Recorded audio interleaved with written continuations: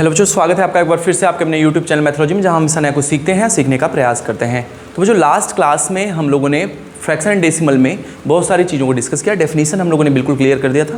What are the proper fraction, what are the improper fraction, like fraction, unlike fraction, addition of like fractions, addition of unlike fraction, subtraction of like, subtraction of unlike fraction. We have already discuss in the previous classes.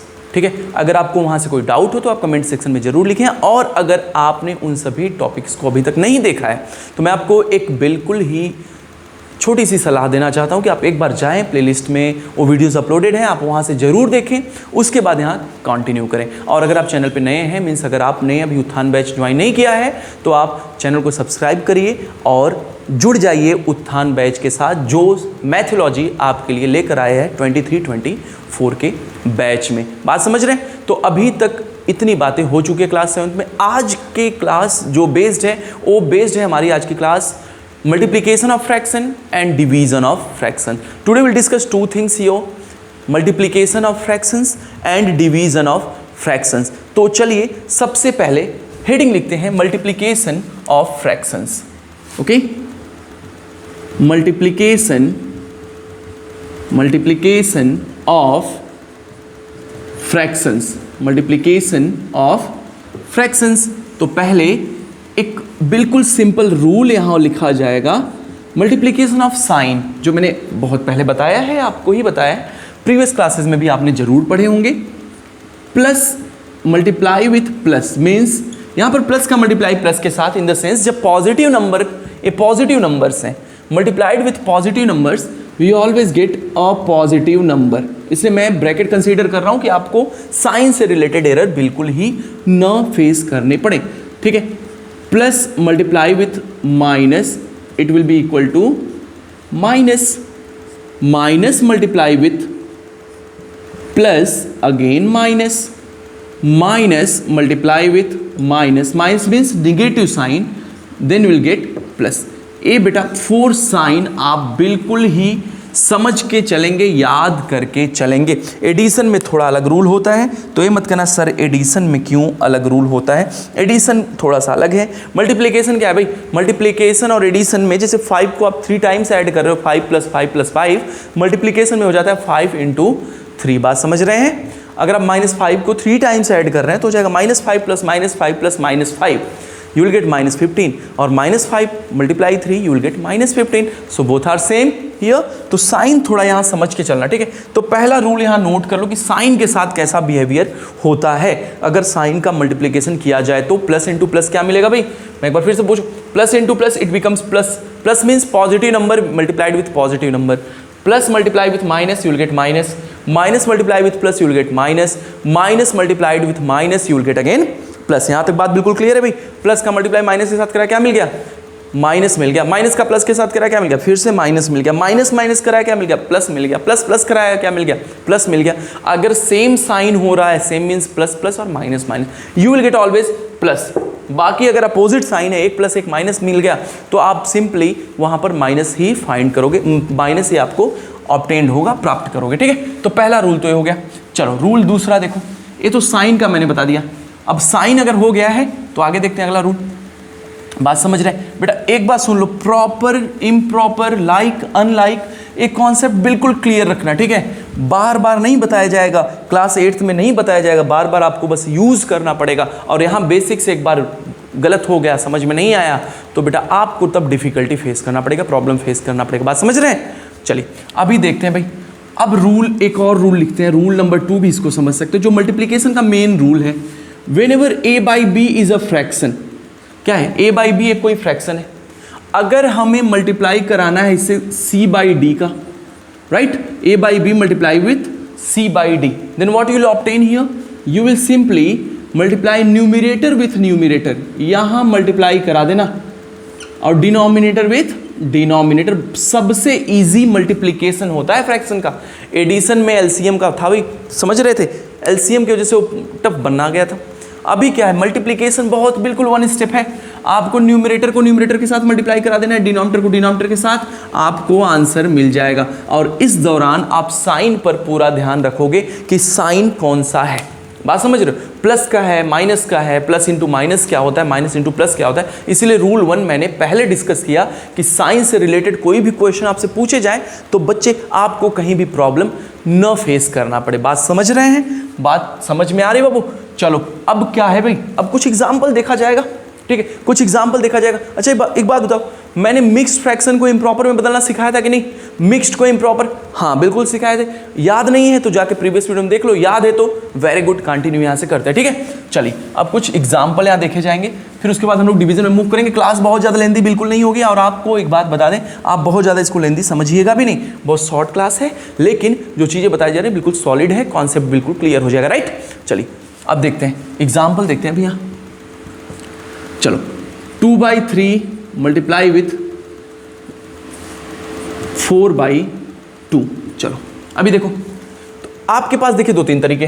पहले तो simply आप multiply करा दो, 2 × 4 upon 3 × 2। Sign का कोई नहीं issue, क्योंकि यहाँ प्लस है, यहाँ प्लस है, इशू कुछ भी नहीं है, बस प्लस इंटू प्लस प्लस होता है, लिखने की जरूरत। 2 4 जा 8, 3 2 जा 6। बेटा आप यहाँ आंसर लिख सकते हो, कोई डाउट नहीं। आप चाहो तो सिंपलेस्ट फॉर्म में कर सकते हो, 2 4 जा 8, 2 3 जा 6, ये भी आंसर सही है।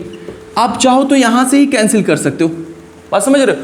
आप यहाँ भी 2 से 2 को कैंसिल कर सकते हो। याद ये रखना कि जब न्यूमरेटर को कैंसिल करना होगा तो डिनोमिनेटर के टर्म से करिएगा, डिनोमिनेटर को कैंसिल करना होगा तो न्यूमरेटर से। न्यूमरेटर को न्यूमरेटर के टर्म से कभी भी कैंसिल नहीं किया जा सकता। ये नहीं कि 2 2 जा 4 आपने यहाँ कर दिया, नहीं, मल्टीप्लाई होगा सिंपली। मैं बिल्कुल क्लियर बता रहा हूँ, न्यूमरेटर के साथ कभी भी कैंसिल नहीं होगा। बहुत सिंपल रूल है, न्यूमरेटर जब भी कैंसिल होगा डिनोमिनेटर के साथ, और डिनोमिनेटर किसके साथ कैंसिल होगा? न्यूमरेटर के साथ। बात समझ पा रहे हैं? न्यूमरेटर और डिनोमिनेटर एक दूसरे को कैंसिल कर सकते हैं, लेकिन न्यूमरेटर को और डिनोमिनेटर को कैंसिल नहीं कर सकता। बात समझ में आई?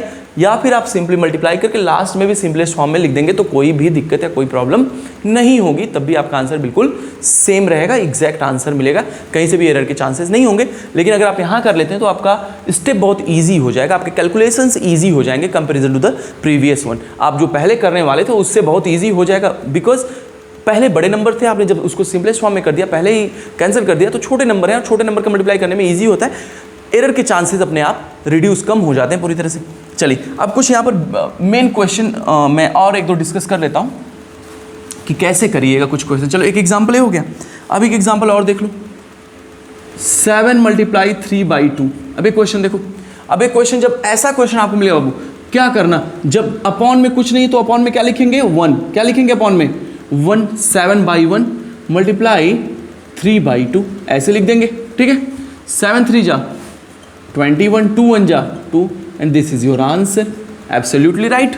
बात समझ रहे हैं? आप चाहें तो उसको इम्प्रॉपर में भी चेंज, मिक्स्ड में भी चेंज कर सकते हैं, because this is improper fraction, improper को आप मिक्स में चेंज कर सकते हैं।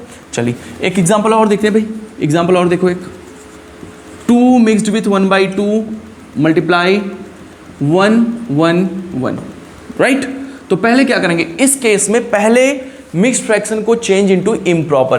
2 2 जा 4, देखो यहाँ से यहाँ क्या होता है? मल्टीप्लाई होता है सर, और यहाँ क्या करते हैं? प्लस करते हैं। देखो ये मल्टीप्लाई है, प्लस है।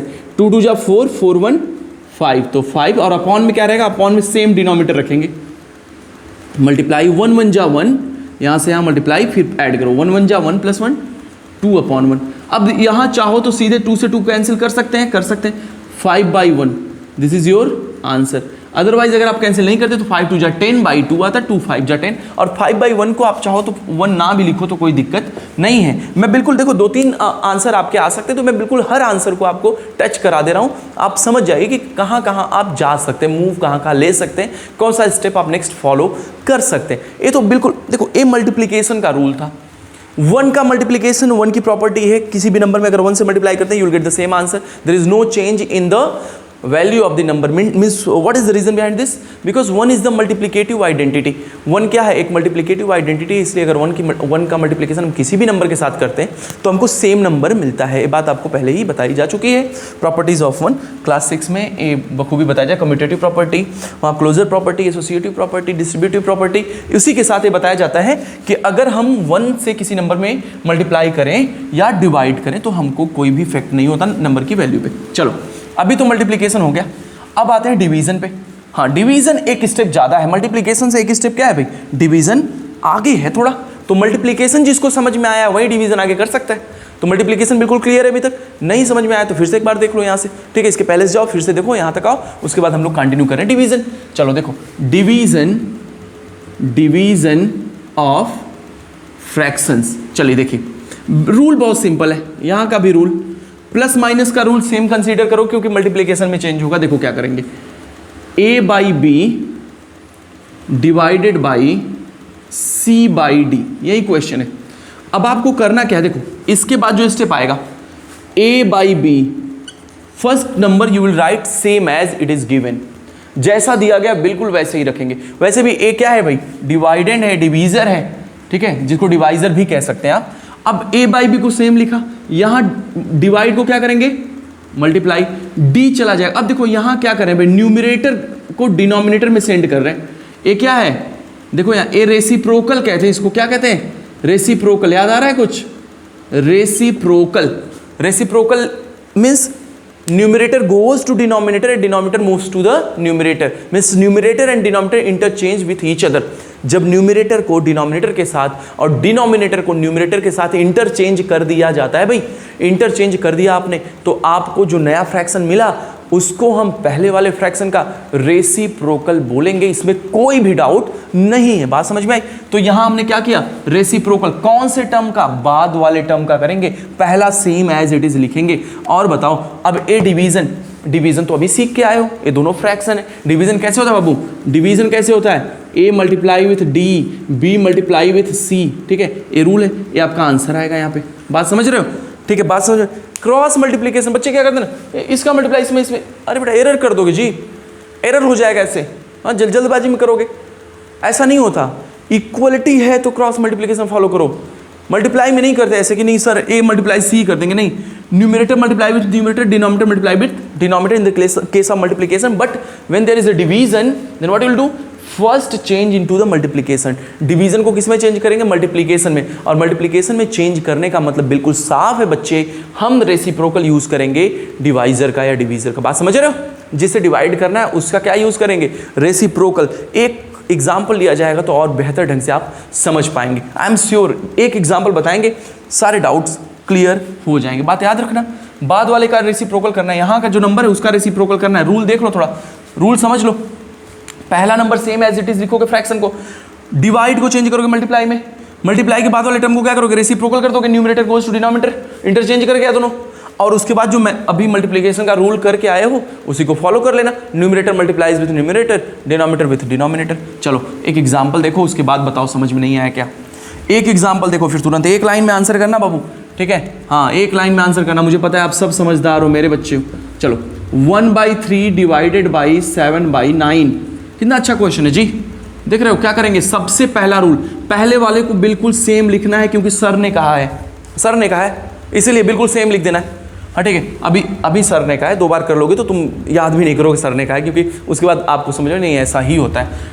डिवीजन के बाद क्या करो, डिवीजन को चेंज करेंगे किसमें, मल्टीप्लिकेशन में। भी किसने कहा, सर ने कहा है। 1/3 लिखा, डिवीजन को चेंज किया किसमें, मल्टीप्लिकेशन में। 7/9 को क्या लिखेगा बच्चे, बताओ 7/9 को क्या करेंगे। सर यहाँ एरो लगा के कुछ लिखे थे, याद आ रहा है क्या लिखा था, रेसिप्रोकल। सर क्या करेंगे, रेसिप्रोकल। मुझे पता है कुछ बच्चे आंसर भी कर रहे हैं वहाँ से, क्या करेंगे भाई, रेसिप्रोकल। मुझे पता है, देखिए एक्चुअली मैं आपकी बात तो सुन नहीं सकता यहाँ से, लेकिन मैं महसूस करता हूँ कि जब मैं बोलता हूँ तो आप उस पर रिएक्शन जरूर करते हो, आप रिएक्ट करते हो, मुझे पता है, ठीक है। तो मैं बिल्कुल फील कर रहा हूँ कि जब भी आप सुनोगे मेरी बातों को आप जरूर रिएक्ट करोगे, राइट। तो चलो 7/9 का रेसिप्रोकल क्या हो जाएगा, 9/7। बात समझ में आया। अभी बाबू बताओ, एक काम कर सकते हो, numerator multiply numerator, simplest form में भी कर सकते, 3 3 जा 9 कर सकते, कोई दिक्कत नहीं। अभी लिख लो 9 1 जा 9, 7 3 जा 21। यहाँ भी आंसर लिख सकते हो, अदरवाइज सिंपलेस्ट फॉर्म में भी कर सकते हो, 3 3 जा 9, 3 7 जा 21, 3/7 ये आंसर हो जाएगा। दोनों आंसर सही है आपका, कहीं से भी लिख दो। बात समझ लो, कहीं से भी लिख दो, दोनों सेम। बात समझ में आया।